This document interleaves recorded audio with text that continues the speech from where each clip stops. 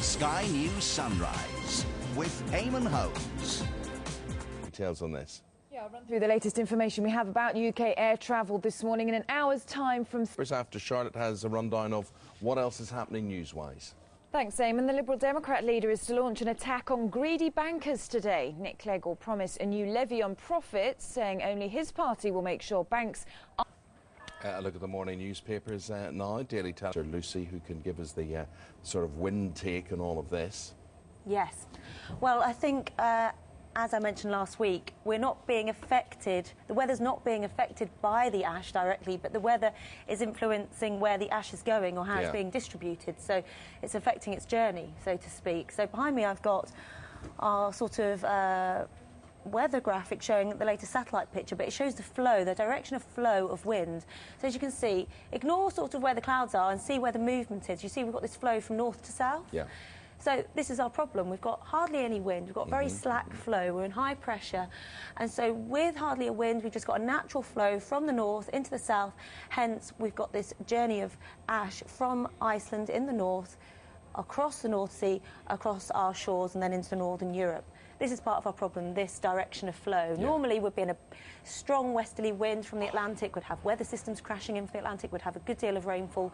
But for the last week or so, we've had very settled, calm, dry conditions. And what way is that looking, Lucy, as the week progresses? Well, we're in this very easy, slack flow until at least Thursday and Friday, so it's not looking good. What we could do is with some stronger winds or a good deal of rainfall. I think the Met Office have gone for less of a problem with ash across northern Britain today because, one, there's stronger winds up in Scotland this morning, there's gales in exposure, and also there's a bit of wet weather up there. Also, there's less ash being drawn out of the volcano at present, but if it continues to erupt, we could see problems again. We're open. The back door is open in that flow for more to drift towards us. As for Saturday and Sunday, there's hints that a low pressure will come in, which is exactly what we need to blow everything out of the way. The winds will pick up, chance of rain moving in, which is not good weather-wise, but could be good news for the ash. OK, keep us posted on that, Lucy. Okay. Thank you very much indeed. Sky News Sunrise on a Tuesday morning. Good morning to you, Camilla Tomoney, with your newspapers. Very shortly, Charlotte Hawkins on the news. And leading that news this morning across the country, let's get that from Charlotte. The latest situation with UK air travel this morning, and from 7 o'clock this morning, airport... With Camilla Tomoney after Charlotte with a rundown of what else is happening. Eamon, thank you. And the Liberal Democrat leader is to launch an attack on greedy bankers today. Nick Clegg will promise a new levy on profits, saying only his... Bad news, especially when they'd started filming as well. Yeah, there's certain things that should be protected. Perhaps we should have a whip round so they can carry on filming. Yes, you could be a Bond girl, couldn't you? I'd love to be a villain, a Bond villain. I mean, my days of being leading man are probably a couple of weeks behind me. But here's Camilla Tomoney. She's got the newspapers. Which weren't. However, having said that, the poor old Met Office at the moment is damned if it does and damned if it doesn't. What if a plane had gone up and then fallen out of the sky? To differ with I'm not scientific, Eamon, I don't know, but it seems a bit of a tricky one. They are, Camilla. Look, you want to be up in arms, look, saying... You're missing the point. All they've got to do. You're mixing up the two issues. It's like, oh, I'll fly, just because I need to get somewhere. Flying on a plane, if it might... It's going to be a 3-day coach ride. Well, Eamon's on a mission. The next Dan Snow in his campaign, tax breaks for this. Now, I also have a house which is full of gadgets, and often none of them work. And here's a new one which sounds... You know, often the heating's on for too long. This noise will start as the dishwasher goes. Or what if it goes wrong? That's what I think. They'd all be going off at once and... Well, I've got a remote control that goes wrong all the time. When I'm not at home, my husband's me. So Ruth has it on up all the time and turn it off. So whereas Dad used to follow... Finish with this story with a woman. Sky News Sunrise on our... right now, here's Jackie Beltrao, the topic, I'm relegation. quite excited about this leaders' debate. Are you? Yeah. Oh, good. I'm kind of getting into it now. Now that it's no longer a 2-horse race, it's a 3-horse race. It's kind of more interesting. Yes. Don't you think? No, I like the Premiership where it's just a 2-horse race. Well, it's totally different. Kind of a disadvantage, a coach journey before a match like that. Well, you would think so. And I know. Charlotte, well, you know, she speaks from experience, of course, having done it. Yeah. Charlotte's been compiling your complaints and your stories on this, your journeys and your solutions to all this, and she'll be back with those in the next hour. Don't go away. It's Sky News Sunrise with Eamon Holmes and Jeremy Thompson. Train this. Here's the picture at the moment. In the last few minutes, airports in Scotland, including in Glasgow. Actually, from Madeline Beeching, who's told us about her son Sean. He's in Greece with the family. He says he was just going to check the return flights. Remembered he might have a bigger problem. His son's passport runs out on the 28th of April. His passport runs out on the 2nd of May. Also, Greece Airport, they're going on strike at the end of the week. And he adds, he's running out of clean pants tomorrow, so he's very concerned about what he's going to do. Which is the biggest crisis of all of that? Who knows? Let us know. Good to see you.